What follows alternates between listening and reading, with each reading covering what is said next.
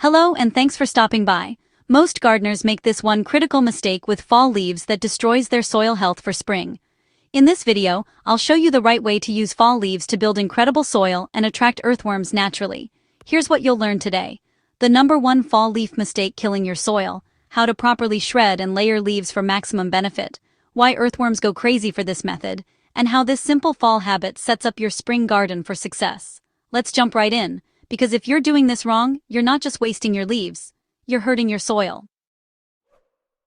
Every fall, millions of gardeners rake up leaves, bag them, and send them to the curb. It might look tidy, but here's the truth. When you remove leaves, you're robbing your garden of nature's best compost. Leaves are nature's mulch.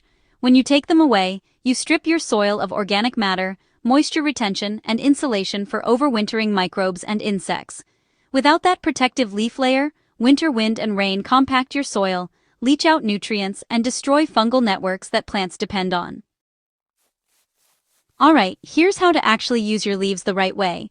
You don't want to just dump whole leaves onto your garden bed. They'll mat down and block airflow. Instead, shred them. A lawnmower with a bag works perfectly. Spread a 2 to 3 inch layer of shredded leaves over your beds. Then, if you have it, add a thin layer of compost or aged manure on top. This helps everything settle in and kickstarts the decomposition process. If you live in a windy area, top it with a light mulch-like straw to keep leaves from blowing away. Now you've got a breathable, nutrient-rich blanket for your garden, basically a 5-star winter hotel for earthworms and microbes. If this is helping you out so far, go ahead and tap that like button. It really helps the channel out. And if you're new here, hit subscribe so you can see what this bed looks like in spring. I'll show you how the worms and microbes turn all this leaf mulch into black gold. Alright, back to the fun part. Let's see some proof. Here's the difference this makes. Look at this. Rich, crumbly soil, full of earthworms. They're feeding on the decomposing leaves and mixing organic matter into the soil. Now compare that to this bed where the leaves were removed. The soil's dry, compacted, and lifeless. Just by keeping your leaves and layering them correctly, you create a living system that regenerates itself all winter long. Your spring soil will be darker, looser, and full of life. So this fall, don't bag your leaves, feed your soil.